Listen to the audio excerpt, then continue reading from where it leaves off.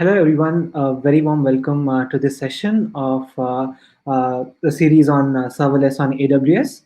So, this is a session where we are going to build a serverless URL shortener using a few AWS services, which are API Gateway, a Lambda function, DynamoDB as our database, and a few things. I am Srishit Repakula, the head of engineering at Confab. I am also a serverless consultant and co-organizer of one of the largest serverless meetup group, that is a serverless architecture meetup group. And we have also recently started the AWS user group Tirupati. I am also a mentor at GirlScript Bangalore. So without any delay, let's get started. Now, what we are going to build today is a URL serverless URL shortener, which is actually going to be built using API Gateway, Lambda functions, and DynamoDB as our database.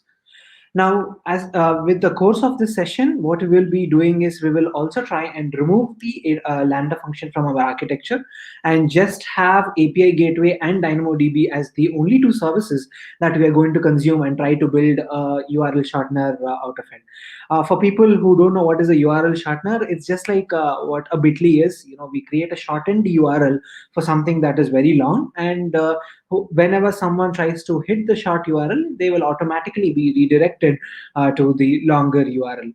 So that is what we are going to build, and we in the course of this we will try to understand how to create a Lambda function, and how does the logging work, how do we go to CloudWatch logs, which is basically the logging service for AWS Lambda, and also understand the few concepts of DynamoDB and API Gateway. Now, I'll start with DynamoDB. This is going to be very less of theory and more of a demo where we were going to build the application as such, the backend part of it. To get started with a DynamoDB is a fully managed NoSQL database. It's a key value database where you can store your data. It's highly consistent, highly high performant, and there's a high consistency with DynamoDB. It's completely serverless, which means that there's zero administration, and therefore we don't really have to bother about the underlying infrastructure. We don't have to maintain it, patch it, and all sorts of things. So everything is taken care by AWS, and all we have to worry about is just store the data, retrieve data, and there are of course a few more things that we need to take care of, which we will be covering just in about a time. Apart from that, the other advantages of DynamoDB is the seamless scalability. Sub-second latency, it's actually a single digit millisecond latency is what AWS gives us with DynamoDB, and unlimited storage. There's no limitation on the size and things like that, and it's highly durable and available. So DynamoDB is another service that is very extensively consumed by a lot of customers and clients. Apart from that, AWS and Amazon itself consume DynamoDB for a lot of their operations, and this is one of the services which is very much reliable and has been tested at scale in production.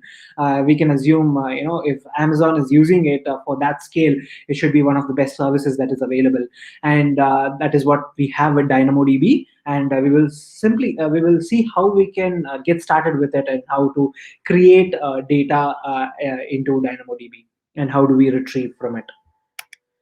Now, a few key concepts with DynamoDB is we have, just like any database, we have something called as indexes in a relational database, whereas in DynamoDB we have something called as a primary key.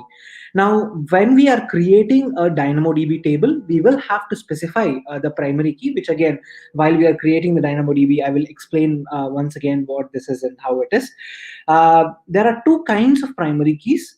One is a simple primary key, and the other one is a composite primary key. Now, in DynamoDB, there are a few terminologies that we will have to understand. One is, of course, a table, which will store a data. And each and every row, or rather record in the DynamoDB table is what is called as an item. And every item has a few attributes. Now, if we have to try and correlate it to the relational world in MySQL or Postgres, a table is a table. A row in a SQL database is what is called as an item here, and every column is sort of translates to what is an attribute in the NoSQL world. Again, it's not a direct correlation as such because it's a NoSQL database. There's no schema as such, but then just for you to understand and correlate between both the kinds of databases. Now, that is the few terminologies that you need to understand about DynamoDB. Now, apart from that, we have something called as a partition key, which is something again you can correlate to an index in the relational world. Like this partition key is the key that will be used for accessing data from the table. Now, what is a simple primary key is basically there is one column or one attribute which we identify as the partition key, which solely becomes the primary key for my table.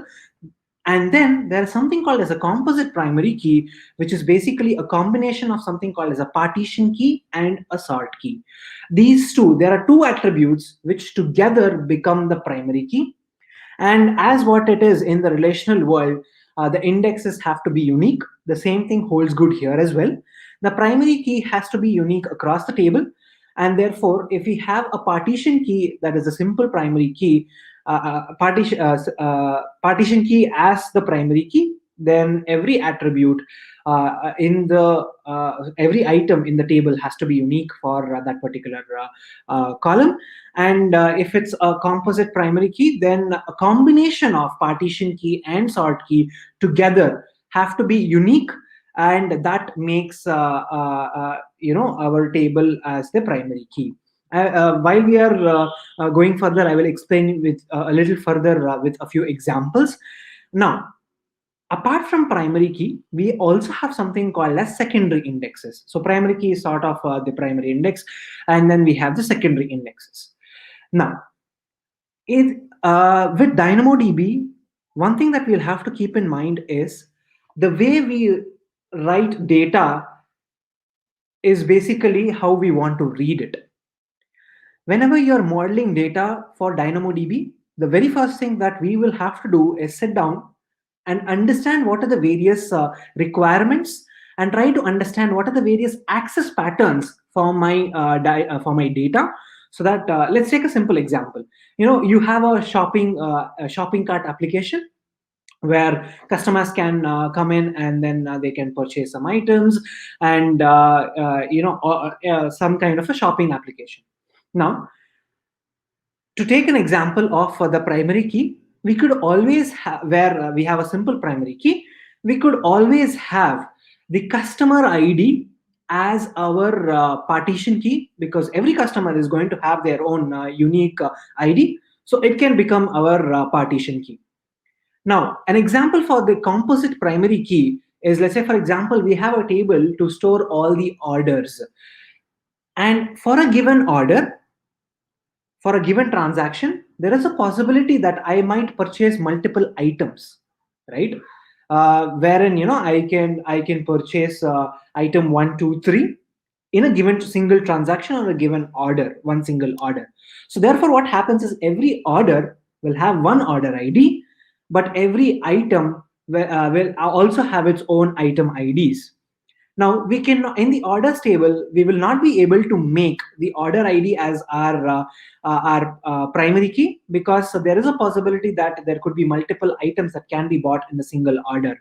So therefore, order ID becomes our partition key, but because we have to keep the primary key as unique, we can add the item ID also as item ID as a sort key.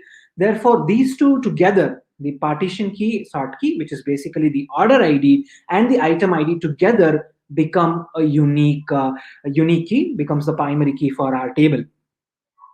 Now, as I was mentioning, it's always important to make sure that we understand the requirements and list down the access patterns.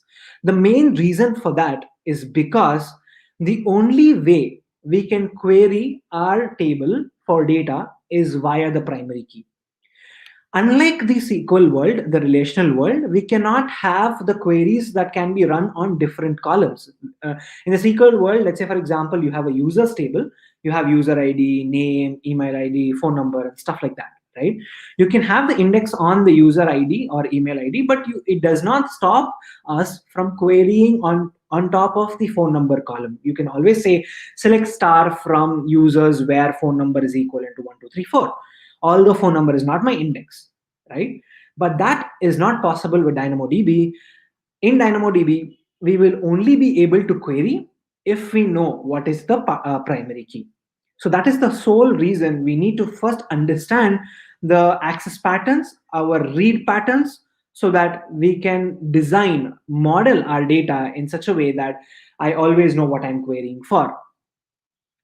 Now, when it comes to our data modeling in the real world scenarios, it is not always possible that I may be restricted, or DynamoDB is sort of restricting me to query only in a particular fashion, that is only via the primary key. Either it's a partition key or it is a combination of partition key and sort key.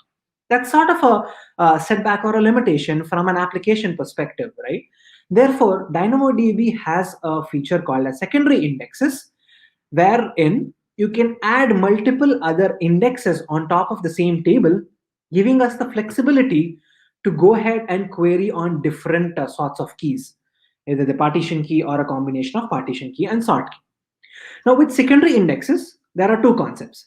One is a global secondary index, and the other one is a local secondary index. Now, I'll start with local secondary index. A local secondary index is nothing but, uh, as we mentioned, we have a table. Let's say, for example, the orders table, or let's go with the customers table, right, that we discussed about. I have the partition key as customer ID, and a sort key is basically used to sort on top of the data that is returned using the partition key. Now, if I have an access pattern in such a way that get me all the customers, or for example, get me the customer, and get me all the orders corresponding to that customer in the descending order of the time, right? So what I can do is I can have the partition key as the customer ID, and for a given and the sort key can become the timestamp, right, of when the order was purchased. Therefore, I have a mechanism where I can query using the customer ID, and for that, using the sort key, I can order things. Now, that is one way of it. Now, let's say, for example, I also want to, further query on top of a different column. I know the customer ID, but apart from that, I also want to order by the amount of each and every order. Now, because the sort key is already consumed by the timestamp, I do not have the capability to be able to sort by amount. That is where the local secondary indexes come into picture. A local secondary index is the partition key, which is the customer ID, is going to be the same, but the sort key can be something else apart from that has already been defined at the time of creation of the table.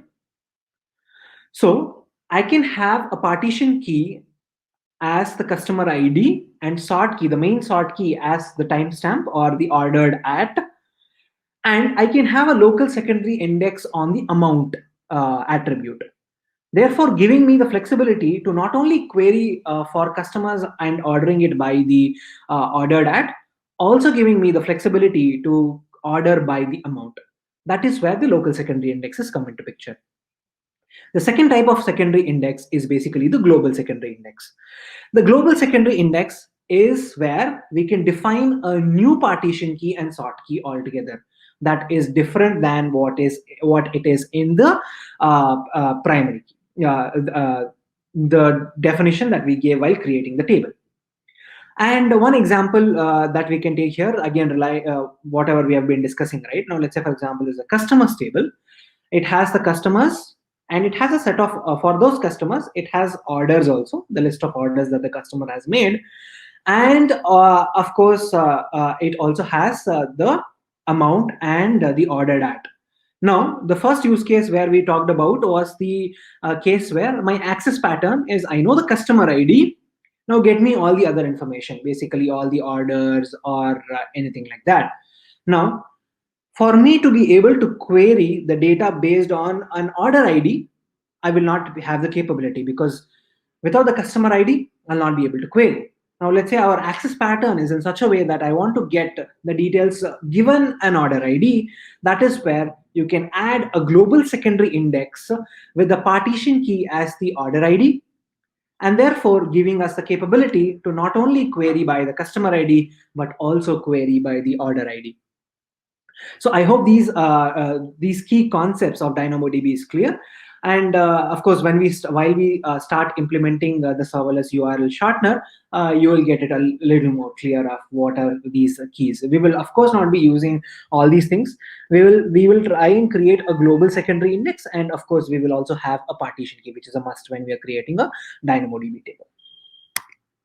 Now, this is what our architecture is going to look like. We will have an API gateway wherein the client, which is our UI, will send in a request, and we have a Lambda function that will process those requests and store it in DynamoDB. And whenever there's two flows that we are going to do today. One is post flow, wherein we will try to create a short URL for a long URL, and another flow where given a short URL, redirect me to the longer URL. So these are the two flows that we will be doing today. And this is one of the architectures where we will have the API gateway, Lambda function to do all the business logic, the processing and stuff like that, and then DynamoDB for storing the data. Now, this session not only covers about how to create a Lambda API gateway or DynamoDB, but it also is going to cover aspects of how we can leverage API gateway itself to do a little more than just connecting a HTTP endpoint to a database or a Lambda function. We will try and see how we can eliminate a service completely altogether from our application, therefore leveraging API gateway to a little better level. Therefore, it can directly connect to DynamoDB and start processing and doing things on its own without a Lambda function. So we will be discussing about that. So a few more things that I wanted to bring out is understanding the DynamoDB pricing. When it comes to pricing, there are two ways. Again, we will see. One is we define the read-write capacity, and the other one is on demand. Now, how do you decide when to use what? If you have a steady, predictable traffic, choose the reserved capacity. Reserved capacity meaning you define that my DynamoDB is going to have these many read capacity units and these many write capacity units. So that is something that you predefine and configure your DynamoDB with. Now, what is the advantage of this? If it's a predictable load, then we get a little cheaper when it comes to the pricing. If you have a variable, predictable traffic, choose provisioned capacity. Then what will happen is, if you have a significant traffic during the day but nothing on the night, right?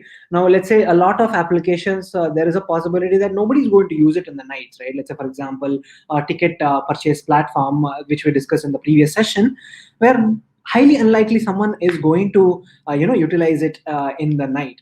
Even if they utilize, of course, the DynamoDB will be able to serve it. And therefore, what will happen is, the reserved capacity would not be wasted in the overnight.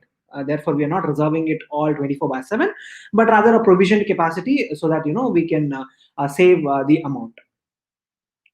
Now, the other one is when you have variable unpredictable traffic, we can choose on demand.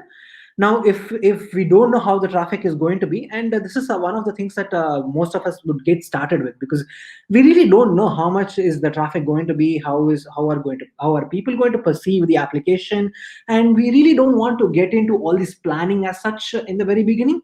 And therefore, you can get into on demand mode, and therefore we can just go ahead and consume it. And as I've mentioned, DynamoDB is a serverless service where it can scale automatically, and it actually performs beautifully when it comes to scale.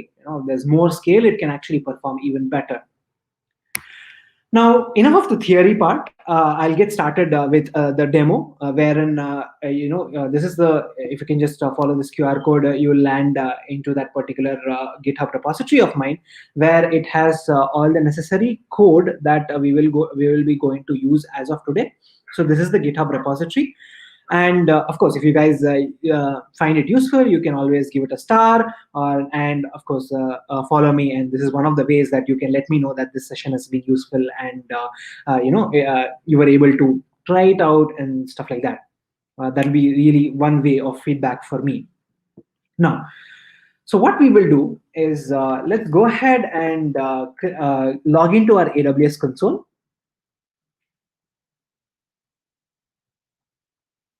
So this is the AWS console. So what we will do is we will start with creating a DynamoDB table. Again, so you can choose whatever region you want. I've just chosen Oregon. I'll just go ahead and create a few tables. Of course, I already have one. I'll just create a new table, and I'll just call it URL shortener. This is the name of the table. And as we have discussed, for creating a DynamoDB table, a primary key is a must, and basically it's a partition key and or a combination of the sort key. So in our case, we are just going to have a short ID, which is going to be the shortened version of the URL that you want as the short ID. And what is the data type is it going to be? Is it string, binary, or number? I'll just leave it string because that is what we are going to have. If required, we can add a sort key, and therefore you can see these two together will become the primary key, and these two together have to be unique. In our use case, we don't really have to because our short ID itself is going to be unique. So I don't really need a sort key. So this is the sort key of the main table. Now, these are the table settings wherein you can go ahead and use default settings. But I would like to, not select that, but rather show you how you can create a secondary index. Now, a secondary index is basically whether, again, so how does the secondary index actually work behind the scenes? Is basically DynamoDB sort of creates a new table altogether with this as the partition key and sort key. Is as simple as that. For us, it will be as good as one table, that is the URL shortener, but behind the scenes, it's as good as we having two different tables, and DynamoDB takes care of when we write it into the URL shortener table, it also writes into this global secondary index table. Therefore, we have data, and we will be able to retrieve it in a different fashion. So here, what I will be doing is I'll have another global secondary index as owner. So basically, imagine the use case. There are two access patterns for my application as of now. One thing is I should be able to. It's always about the reads and updates, right? Writing is always straightforward. You can write however we want. Now, the very first access pattern for us is I should be able to get the long version of the URL given a short version. So therefore, our partition key and alias our primary key is the short ID. Now, the other access pattern for me is as a user, I should be able to list all the shortened URLs that I have created, right? Once you log in, I should be able to see all the URLs that I have created. So that is where the global secondary index comes into picture, because I want to query on top of another column or attribute, which is nothing but the owner. So I'll just call it owner, and let me just we can give a name to the index, which is the owner index. Now, projected attributes is basically, as I've mentioned, what are the various attributes that needs to be projected into the global secondary index? Is it all attributes that is present in the main table, or is it going to be keys only, or is it going to be include? Now, I'll just going to leave it all, and I'm just going to go ahead and create an index. Now, this is the read-write capacity mode that we just discussed some time back. We have provisioned and on-demand, which is free tier. Now, let's say, for example, I go ahead and choose on-demand. Okay, my bad. We don't have reserved. We only have provisioned and on-demand. So we have the provision and the on-demand. So on-demand is basically we don't really have to bother about doing a capacity planning. But if we say, for example, we have provisioned, we are aware that what is my load going to be like. So just going to specify that the read capacity units is going to be 5, write capacity units going to be 5, and this is for the main table. and this is for the indexed table. So it'll also show you the estimated cost. And we can also have an auto scaling, wherein you can, if the target utilization is greater than 70%, then you can increase automatically the read capacity units, write capacity units, and stuff like that. The auto scaling is also available. But as I've mentioned, it's easier and simpler to start with on demand. Therefore, AWS or DynamoDB here takes care of scaling it up and down, and defining or deciding the read capacity units and write capacity units. So that is what we are going to do. And encryption at rest. So by default, again, one another important thing is, we will have encryption at rest by default when we are using DynamoDB. So we're just going to leave it. There are no tags. I just don't want to create any tags. I'll just go ahead and create. As you can see, our URL shortener table is getting created. So while it is getting created, it just takes a few seconds. Now, while it is getting created, what I will do is I'll just go ahead to the Lambda console. So this is where we are going to create a Lambda function for our application, right? So as you can see, I mean, of course, I have a bunch of functions. Let me go ahead and create a new function. So I'll just call it as URL shortener and create. So I'm going to create for the URL shortener application. I will be going to create. So I'll be using Node as the runtime, and there are a bunch of supported runtimes that is available, like we discussed in the last session. We have .NET, Go, Java, Python, Node, Ruby, and a bunch of versions of Node and Python as well. And apart from that, we can also use a custom runtime, like we discussed last time, wherein you can have your own language that is not supported by AWS natively. You can use that, and use a Lambda function for that as well. So I'm just going to go to Node.js, and now we have something called as an execution role. So what exactly is an execution role? Again, for people who have already used Lambda functions, or for that matter AWS cloud, you will understand that almost everything that you use in AWS, you have to have IAM roles or policies attached to it, so that you give the service the permission to connect or communicate with other services in the AWS account. So execution role is basically giving our Lambda function the permission to communicate with other services.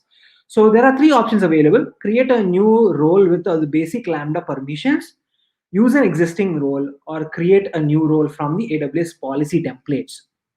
What I'm going to do is I'm just going to go ahead and create a new role with the basic permission, so that it will automatically create the basic permissions for me. Or what we can do is we can just go ahead and use an existing role if we have already have some role, or create a new role from the policy templates. So I'll just go ahead and create a new role with the basic Lambda permission, so that I don't have to do anything. There's nothing. Let's not get into the advanced settings right now. I'll go ahead and create a function.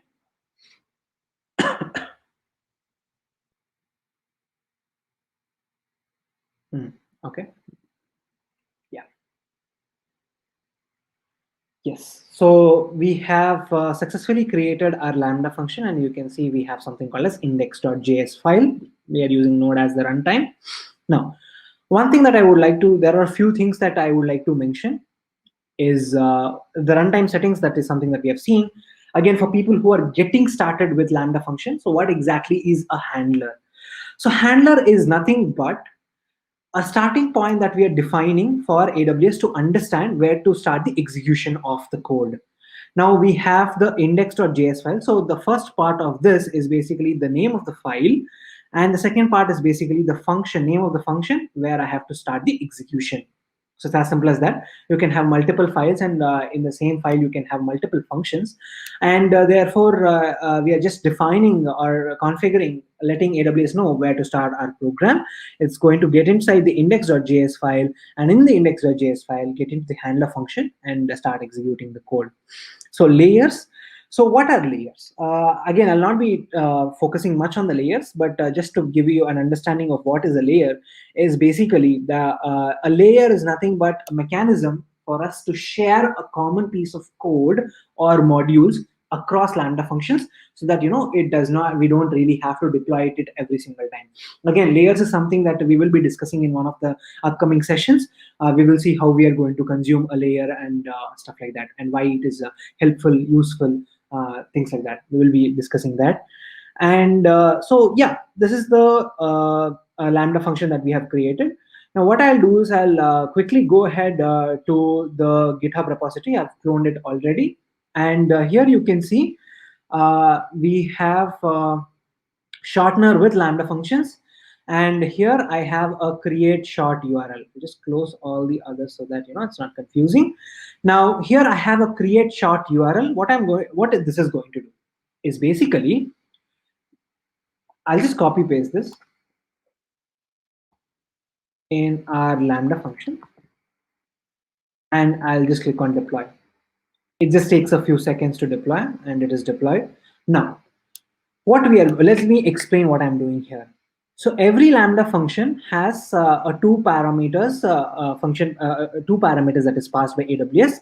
One is the event, that is basically the input that is passed from the trigger.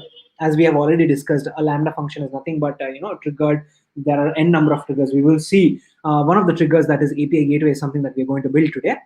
We'll have event, context, and callback. So context is basically a contextual information of the Lambda runtime, a few things that we can access using the context, which we will not be using today. But we have the event, which is nothing but the input to the Lambda function.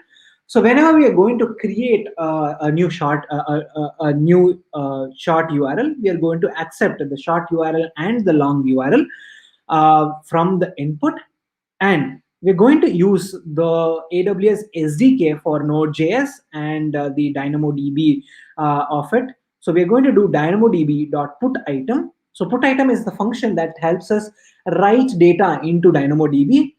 And there's nothing called as a create item in DynamoDB. It's just a put item. So what it will do is, if the item is already available, then it will try and update it, or if it's not there, it will go ahead and create. Sort of an upsert you can think of. Now, the table name. So what I'll do is I'll go ahead and take the table name that we have created, URL shortener. So this is the URL shortener, and we have items.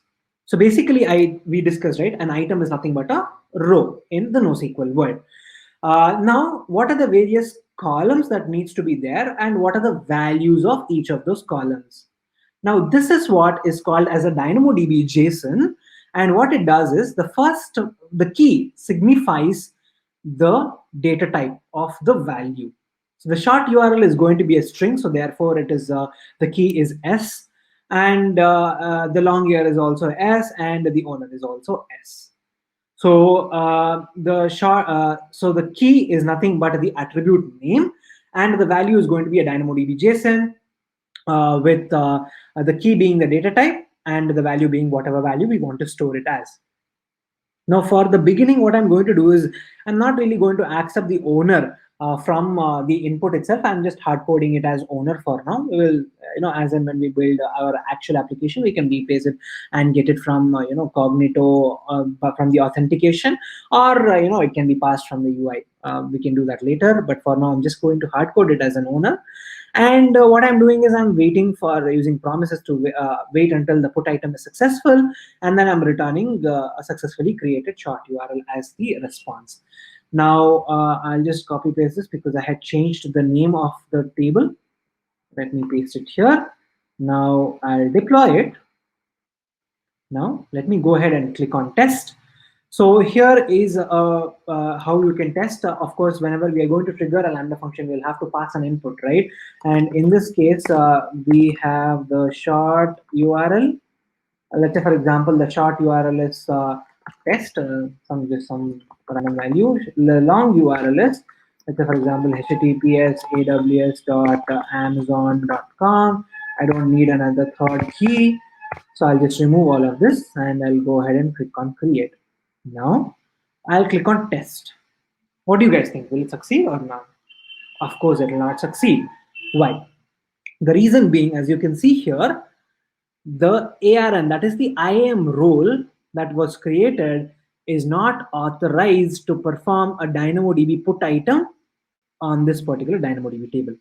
Now, you remember when we created the Lambda function, we said, go ahead and create a new IAM role and, give it the basic permissions. By default, in the cloud, everything is very strict. That means we do not give permission until unless it is explicitly required. Now, what we need to do, we need to provide the DynamoDB put item permission for this particular IAM role. So what I'm going to do is, let me go to the configuration and go to permissions, and you can see the role name. I'll click on this. It will take me to the IAM page. So this is the IAM role that we have created. And if you click on this, it will show you the policy, IAM policy. Again, I'm sure you guys know what is an IAM role, what is an IAM policy and stuff like that. And as you can see, this role only has the permission to create a log group, create a log stream, and put the log events. That means it only has the permission to write it into CloudWatch. That is our logging service. It does not have permission to write or update into DynamoDB table. So what I'm going to do, I'm going to edit the policy. And here I'm going to add additional permissions, and I'm going to select DynamoDB as my service. And in the actions, this is a create Lambda function, right? Of course, what I can do is I'll click on all DynamoDB actions and I can go ahead with it. But again, it's always suggestible, recommended to give only the permissions that is required for your Lambda function. Never go with star or all, because it's not a best practice. So what we need, under the right section, we need the put item, and I'll also take the update item. So these are the two operations that I want my IAM role, which is going to be assumed by the Lambda function, to have the capability for. So I will provide this, and then we can select the resources. Again, here also I can simply go ahead and select all resources, but that's not a good practice. I would like to specifically say that I'm giving you permission to put item or update item for a specific Lambda for a specific DynamoDB table. So here we can take the name of the table, ARN of the table. I can just simply go ahead and just replace it here, add. And one more thing to understand here is, for indexes, it is going to be a little different. So, if we have to add an index, we need explicit permission for the same. So I'll go to, I have not shown you guys that, right? So if you go to indexes, as you can see here, this is the index for us. And, we have created where the type is global secondary index. And, the partition key is called as owner, the sort key attributes and stuff like that. This actually takes from whatever we have created at the global level, that is the main table. So again, I'll stop it here. I mean, let me not get into writing into the owner table as such for now. I don't really read it. So I'll just review the policy, save changes.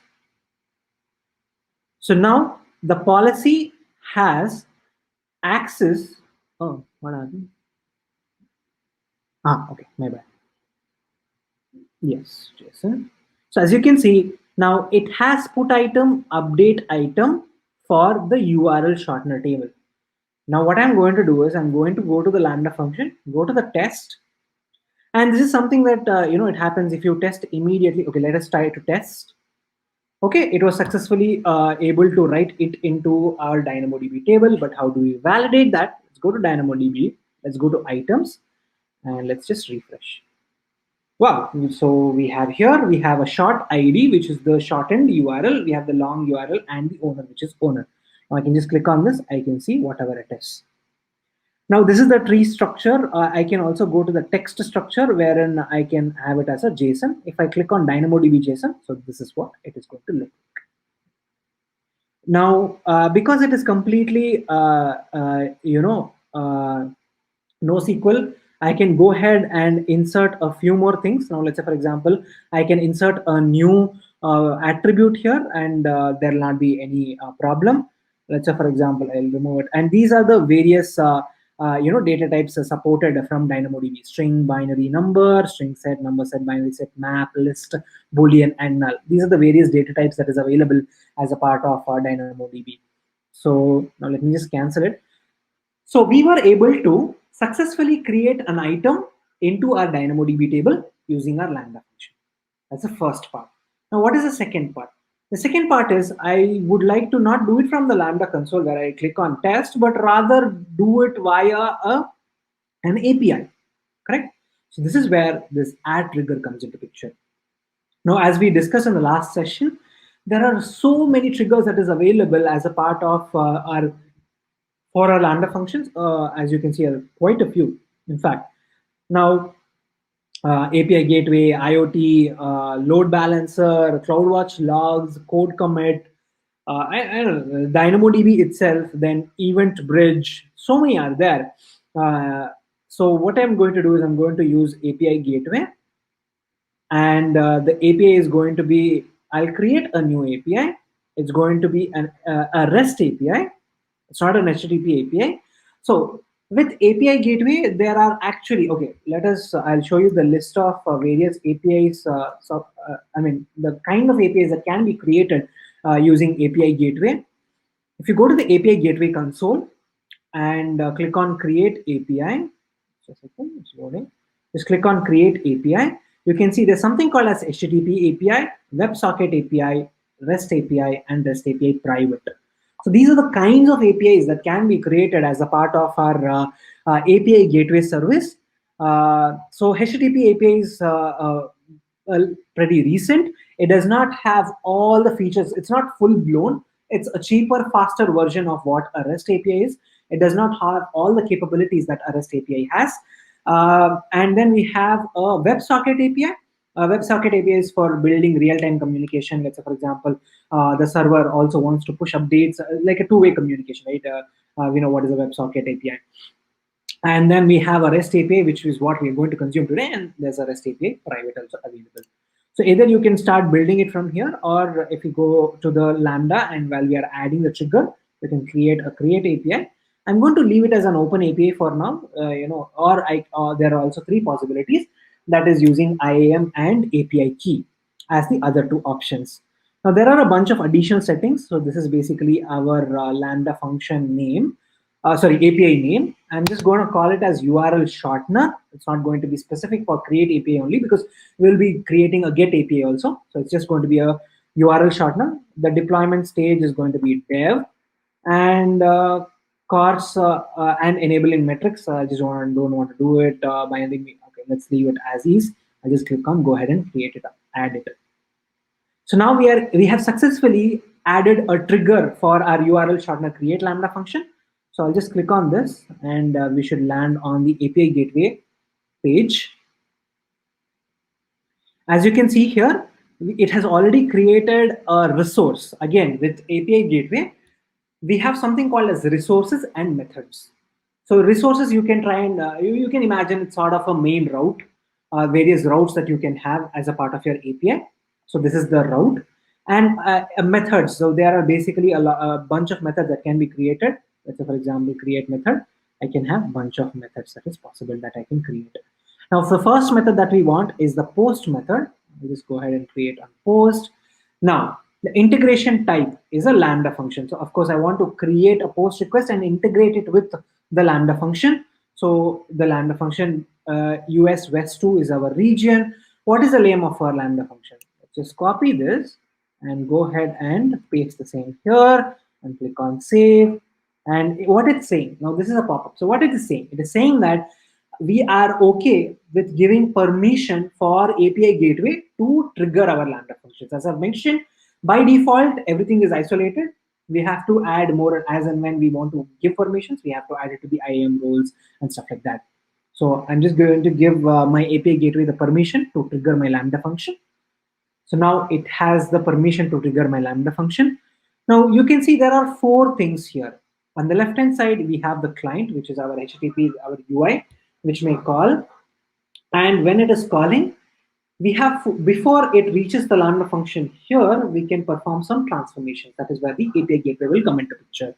So we have method request, integration request. So basically, if you want to do some kind of a transformation, some kind of a thing on the request, it can be done in these two places. We will be touching upon a few of them in some time.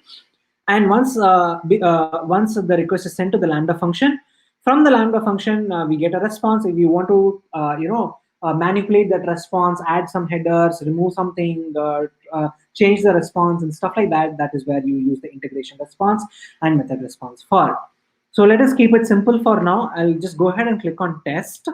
And of course, I need a body, an input. So what I'll do is I'll try and utilize the input that I already have and paste it here. I'll just go on, okay, let us test one. Let's hope the demo guards are happy with me today and hope it works. Wonderful. Wow. It has successfully created the short URL. Now, how do we confirm it? Let's go to DynamoDB and refresh it. And of course, we have two items. So we have test1 as well as test. Of course, both of them are pointing to the same long URL. So we were successfully able to create an API. We have just tested it. We have not deployed it. So how do you deploy it? Go to Actions, deploy the API, and select the stage that we have selected. We can have multiple stages: dev, staging, prod, pre-prod, whatever we want. I want to deploy it to the dev environment. So it gets deployed, and this is our URL. So when you click on this, you have the post request, and you can just copy and use it on Postman, and you should be able to execute it. Or you can integrate it with the UI. I'll not be doing that because we just saw it is working right from the console. Now, this is the first part. The second part is, of course, I need another function to convert the long URL into a short URL. Sorry, short URL into a long URL. So what I'm going to do, I'm going to say URL shortener get long URL. Just giving some name. Now, I already have a role that is defined, right? So I'll try and utilize the same role because, okay, rather, we should not utilize the same role. The reason being, again, it should be fine-grained access control, right? So the particular role that we have created has permission to write to DynamoDB, but does not have permission to read. So if you have the capability to try and segregate both of them, it is always suggestible to do the same. So what I'll do, I'll simply go ahead and create a new role with the basic Lambda permissions and create a function. Now, while it's getting created, I'll go to this and select this.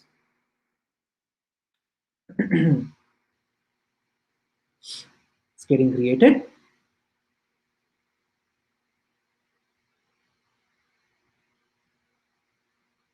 Yes, so we have the index.js. I'm going to replace it.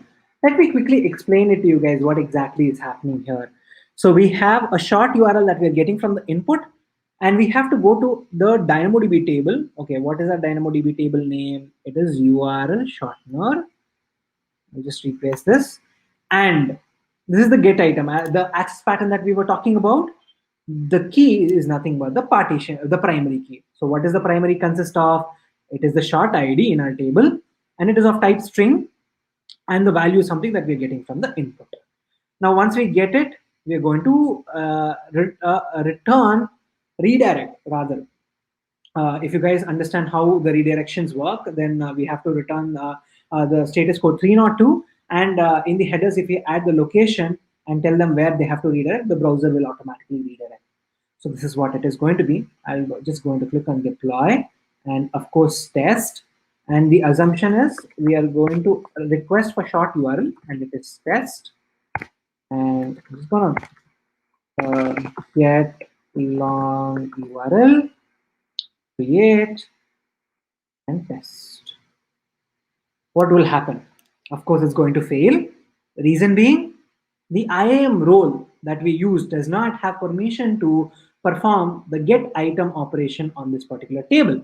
So what do? We quickly go to the configuration, go to the permissions, go to this particular IAM role, and give this particular IAM role, attach a policy. I mean, the same policy we can edit.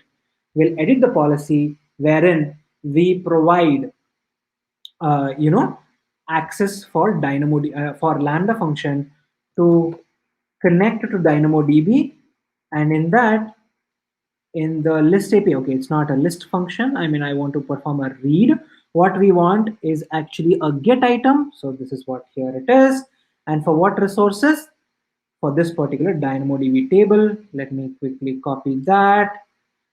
That is that here. Add a specific ARN. Again, as I mentioned, I can always choose all, but it is a best practice to have it as specific as possible. Be very stringent with your IAM policies. So I'll just go ahead and save it. Okay, now we were able to successfully save it.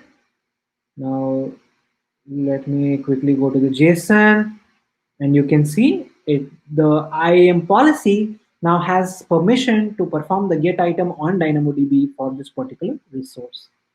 So what I'll do, I'll go to the URL shortener. This is our get long URL. Now code. Now go to index.js and click on test. Amazing. So now we were able to successfully get the data from DynamoDB. And as you guys remember, what is the long URL for the test? It is aws.amazon.com. Now, we are getting the execution results here. One important thing for you guys to understand is how do I see the logs? You can just click on monitor and it gives you three sections here, metrics. So AWS by default provides a lot of metrics for us because it by default integrates with CloudWatch. It shows you the number of invocations, the duration, error count, and stuff like that. As you can see, there was an invocation now and stuff like that. One of which was an error.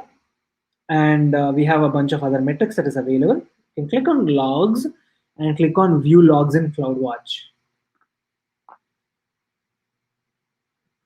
And it will take us to the CloudWatch screen for this particular log group.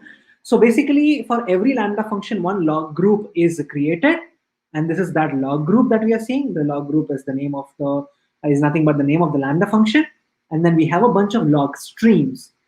So each and every log stream corresponds to a bunch of events. These are the events that are generated from the Lambda function that we can see. As you can see here, the very first execution that I did resulted in an error, and the same thing is logged here because I actually logged the same.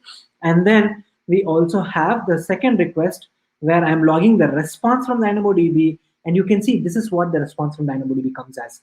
What I did, I said go to DynamoDB for a short ID called test, get me the entire item. But in the response that I want to return to the client, what I have done, if you look at the code for the get, in the response for the specific item, get to the key called as long URL, and it is a string because I know it is. So get me the value for that string. So this is what it is. So I hope you understand how to create a Lambda function, integrate it with an API gateway, and check what are the logs in CloudWatch. That is what we have done until now. Now, what I can do is I have to add, of course, add an API for that, right? So what I'm going to do is go to the resources section, and this any method, I don't really use it. So let me actually just go ahead and delete this method. Instead, I actually like to have explicit method. So I'll go ahead and create a get method, and I'm creating a get method, and it's going to be, of course, a Lambda function. So what is the name of the Lambda function? This is the name of the Lambda function. And of course, it says, are you okay to give the permission? Yes, of course I am. Now it is go ahead and create an integration for our this one. I'll go ahead and click on the test button. And here, what we are going to do is I'm just gonna say short URL is equivalent to test, and click on test. Let's see what happens. Now it says supplied attributes is empty, must contain exactly one supported data type. Now what has happened is, let's see. If you scroll down, of course, there's a lot of log that is printed, but a few things that can be seen. As you can see here, endpoint request body after transformations. So what it means is, if I go back here, before it reaches the Lambda function, if I want to perform some kind of a transformation on the input. See, I'm trying to pass a query parameter, right? Now, query parameter or a path parameter or anything, if I want to manipulate it before I pass it into the Lambda function, then I would do it in the integration request. I have a bunch of mapping templates.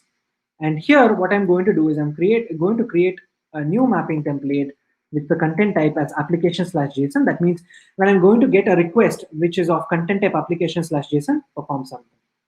Now I'm going to pause here. I'm not going to do that here because this is where I would like to bring in the place where I would like to utilize. I would like to remove the Lambda function from my application because you guys understood right how to connect a Lambda function to an API gateway and bunch of things. It's very straightforward to be done.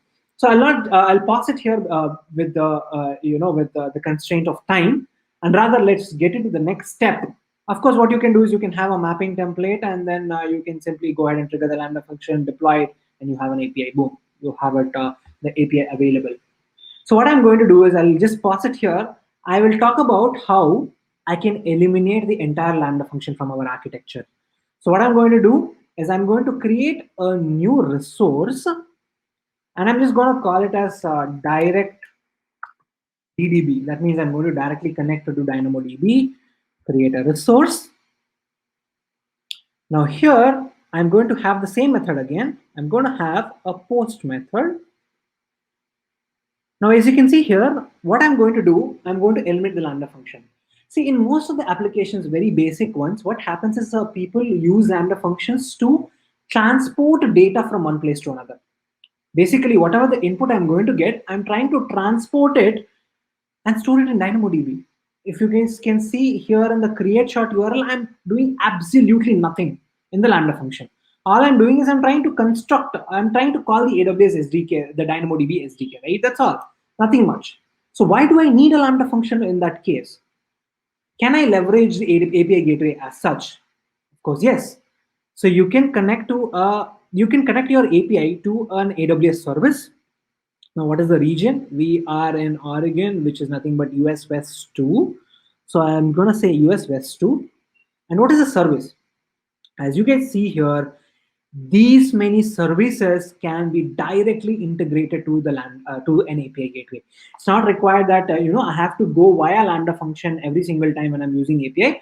I can directly connect to the particular service with API gateway. So what I'm going to do is our interest today is DynamoDB. I'll select DynamoDB. Now, HTTP method here. One thing to keep in mind is whenever we are trying to connect the API gateway with the DynamoDB, the HTTP method always has to be post, cannot be anything else. Now, what is the action type? What is the action that we want to perform when it is the post method? We want to perform an update item. That is what we would like to perform. Right. So what I'll do is now it needs an execution role.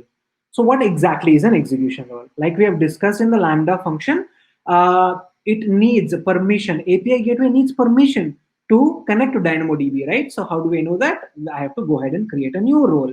So what I'll go to the IAM console, go to the role section, go ahead and create a role. Now I'm creating a role for API gateway. Next, permissions. Of course, I want to provide the default push to CloudWatch logs. I'll first of all go ahead and create this shortener. Let's say URL shortener. And I'm just going to keep it DDB, DynamoDB. I'm going to create it for a write. Create role. Now this is our role. So we have to provide, of course, we have to provide DynamoDB access for this one, right? Wherein we have to attach a policy. What we can do, we already have a policy that is generated for DynamoDB read and DynamoDB write, isn't it? So this is the this is the get long URL. So what I'll do is I'll quickly go to the IAM role. I'm trying to utilize what I've already created. We can always go ahead and create a new policy, which we have already done. So what I'm going to do is in the role, I'll just check out for that URL shortener create role. This is the create role that we had created, which already has this policy, already has access to DynamoDB right for that particular table. So what I'll do is I'll simply go to this IAM policy and probably copy this policy, or rather, if I copy the name of the policy, that will also be sufficient. Let me just copy the name of the policy, and for the new role that I'm creating, I'm going to attach this policy. I've attached a policy. Now, what is the IAM role? So this is the IAM role. Now let me go to the API Gateway console, and this is the save. Now we have successfully been able to hook our client directly with DynamoDB, right? Now, when we are performing this, the client is going to send the request in a JSON format, but that is not something that DynamoDB is going to understand, right? So that is where API Gateway will come into picture and help us transform the request into a format that DynamoDB will understand. So that is where the integration request is going to come into picture. And as we have already mentioned in the last time, we have a mapping template. When there is no maps template that is defined, which is the recommended, we go to application/JSON, click on yes, and we have to write a mapping template. Now, what I'm going to do is I'm going to rely on the GitHub repository that I've already shared it with you guys. Here you have short URL CUD mapping templates, and here we have post request mapping template. I'm going to copy this. I'll explain to you guys what exactly is happening here. So this is what is called as VTL syntax. So VTL is the language that is used by API Gateway to perform whatever operation we want to do. It's just like any other language. It gives us some capabilities to transform the way to have variables, perform some operations on those variables and stuff like that. So let me quickly explain what exactly is happening here. The table name, of course, it is URL-shortnode. That is our table name. Condition expression. Let me come to that. We have a key. What is a key? Here, what we are trying to do, we are trying to create a URL, create an item in the DynamoDB. So for that, what we are going to do is we are using an update item, basically, which means that if this key is already available, then update it. Otherwise, it will create it. So that is what this is going to do, which because you remember we have done an update item. So what I'm doing is for this key called short ID in my DynamoDB table with the value that is coming in, if it is already available, then replace it with the long URL that is coming in. Or if the attribute does not exist, then it will go ahead and create it. Okay. So now what we are going to do is this is again a DynamoDB JSON of if you guys have worked with DynamoDB, you will understand the syntax. We have something called as expression attribute names and expression attribute values, and then we actually have the update expression. So what it means is basically set something is equivalent to something for something is equal to something where short ID is equal to this, if you translate it into the relational world. Now, what is this hash? What is this colon? Might look like Greek and German, right? It's very simple and straightforward. This is named parameters. That means anything, this is just a terminology. I mean, a nomenclature sort of a thing that we can follow or you don't need to follow as well. So hash generally represents the attribute name or the column name, and colon generally represents the value. Now, hash u is the attribute name, hash u corresponds to long URL, hash o corresponds to the owner, and then the value colon u is what is defined here. Colon u is going to be a string, and that is going to be the long URL that is passed in the input, and colon o is the short, is the owner. So as simple as that.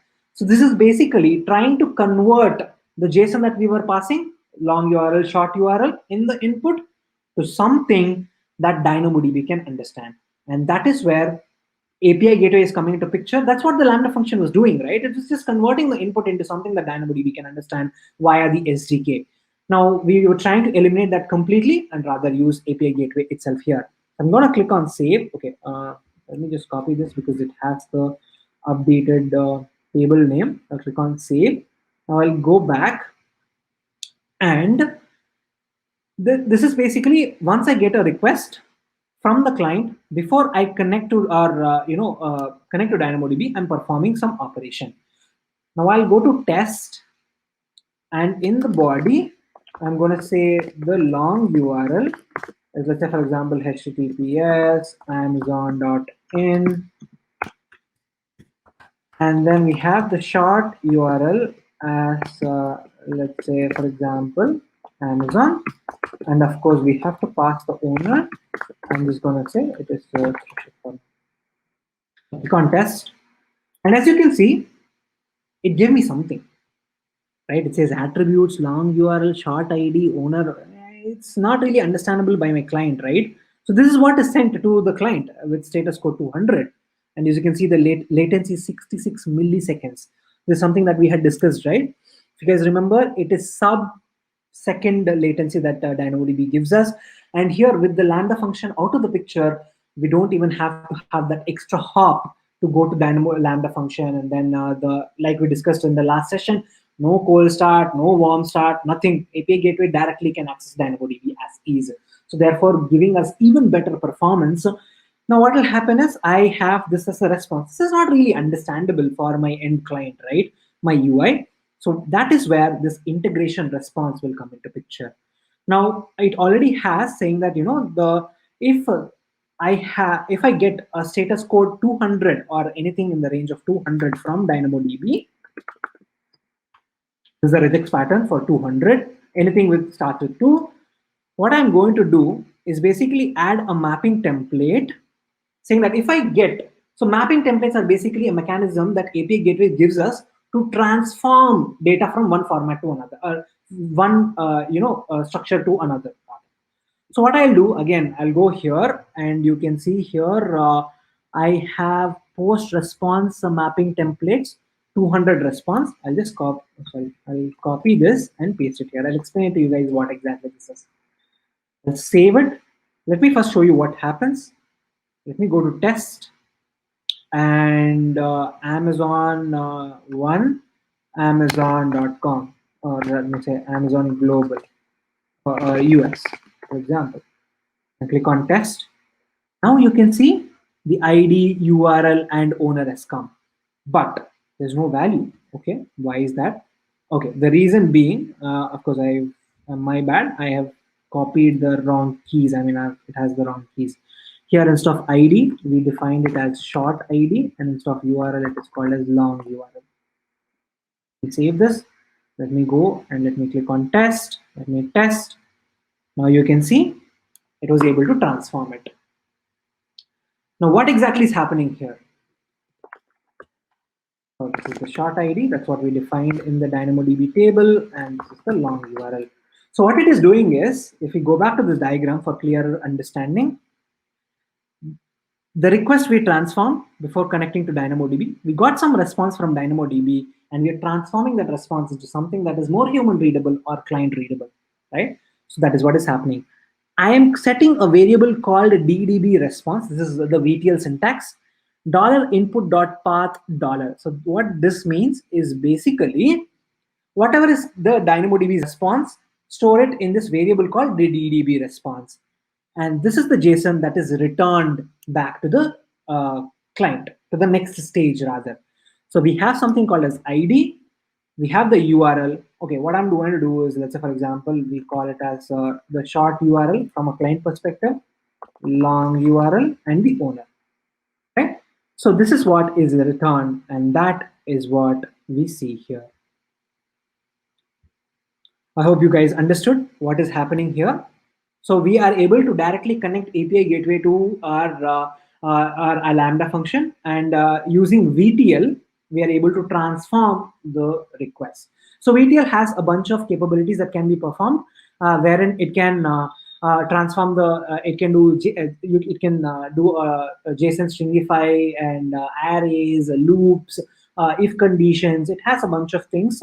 I can just point you guys to the same API gateway VTL, I think util library.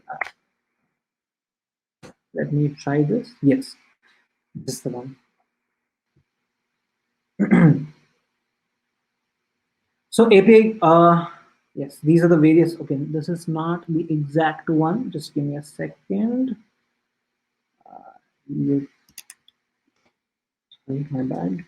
Utility. Let me try this. I actually forgot. I think this is the one. Yeah, I mean, you can see there are a bunch of things. I'll put it in the GitHub repository. Yeah, this is the input variables. You can see input.body, input.json, input.params, input.path. It can perform a lot of things with the input variable, the stage variables, the util variables. So like I mentioned, right, it can parse a JSON, and it has a bunch of other things as well. So there are a few more that is available. I'll probably put it in the GitHub repository for you for your reference. Now, like this post, I would like to create another method to perform the get operation, because given a short URL, I want to get the long URL. So again, it's going to be an AWS service. It's going to be US West 2. The AWS service is going to be DynamoDB. Of course, as I said, the action is always going to be post, and it is get item that we want to perform. Now, it requires another execution role, IAM role. So what I need to do, I have to go ahead and create another IAM role, because that is the best practice. It's always suggestible. You have explicit roles that is defined for explicit specific actions. Let me just go ahead. Okay, let me go to previous, and here I can add more policies, right? For example, let me just go ahead and create this. This is going to be URL shortener DDB read. I hope this I have not consumed this role already. Yeah, I think it's creating. Yeah, I was able to successfully create. So what I'm going to do is, this is the get URL, this is the policy name. I'll go ahead and add this policy for this role. I'll attach a policy, because this already has a permission to read to my DynamoDB table. I'm going to attach it. Now it's successfully able to attach. Now this is the IAM role, which I'm going to give here, and click on save. Now, here what is going to happen, before going to DynamoDB, from the input, I'm going to get the short URL. So I have to convert it into something that DynamoDB can understand, right? So that is where the get mapping templates will come into picture. I have a get request.json. I'm just going to copy paste this here in the mapping template. Before I call DynamoDB, I have to transform the request into something that DynamoDB can understand, right? So I'll just paste it here. Again, what is happening here?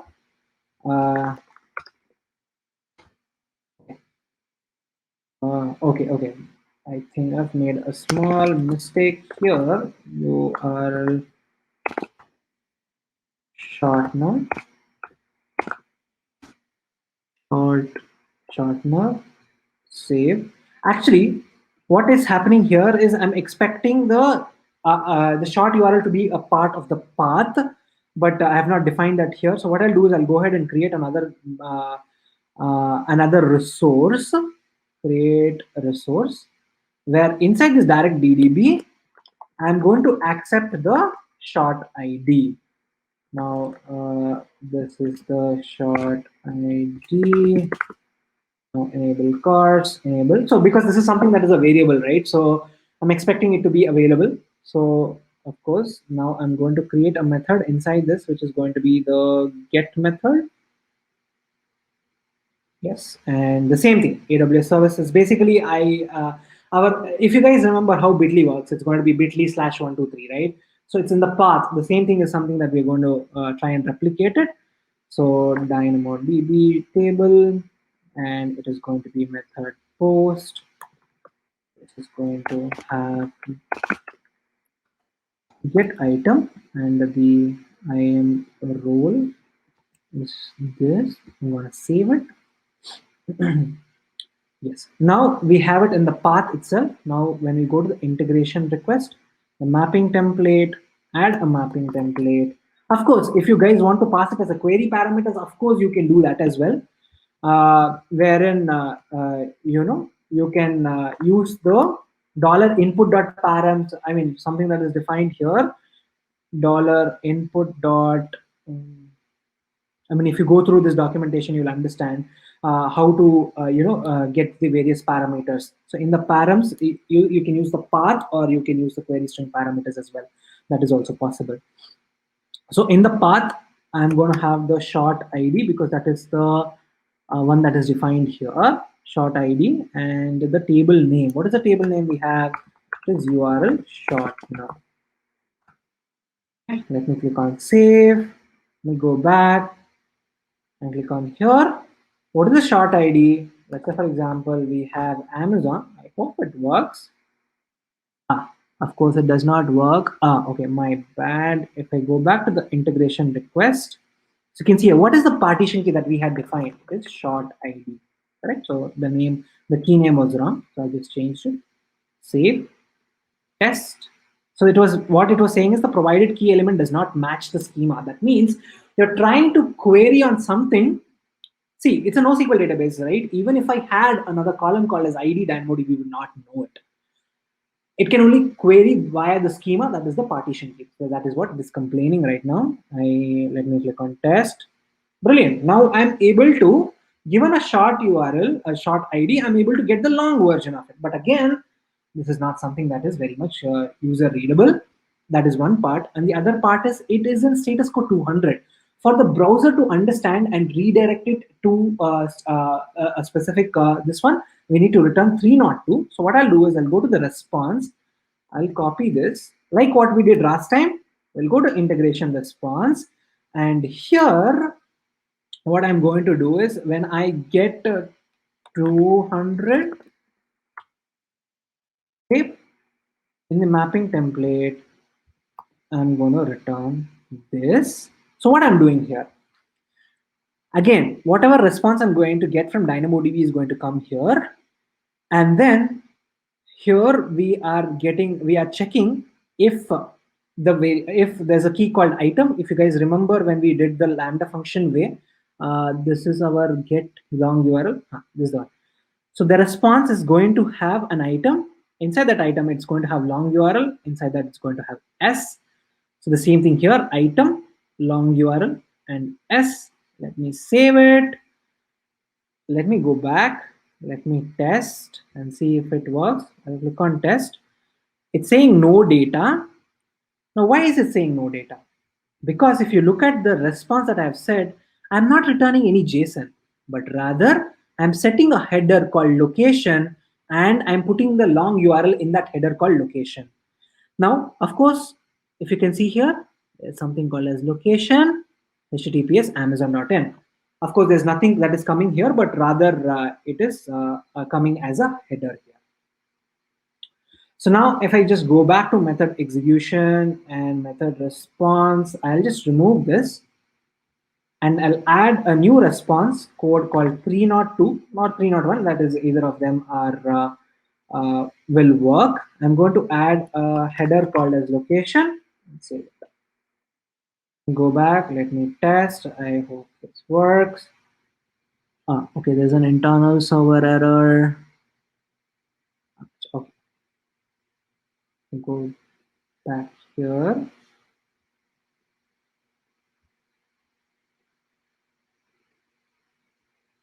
Application/JSON. Method response for 302. Yeah.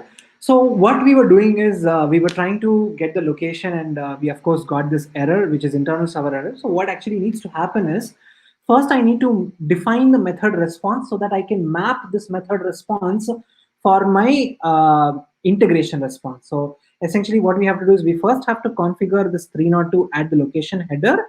I'll go back and create an integration response. When I go ahead and create an integration response for any 200 response that I get from DynamoDB, I'll map it to 302, which is the method response status, and click on save. And the rest all remains the same. It's just that, I had to configure that particular method response here. And of course, we need to add the mapping again because I had deleted that. Now here, let me go back to this one, get response, save. And let me go back here, click on test, and click on test.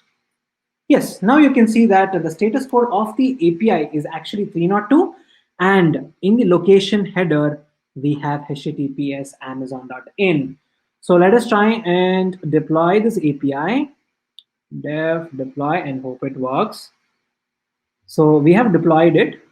Now this is the the get API. So let me copy this link address and paste it here and remove this variable part, and let me try Amazon. As you can see, it has successfully redirected me to amazon.in.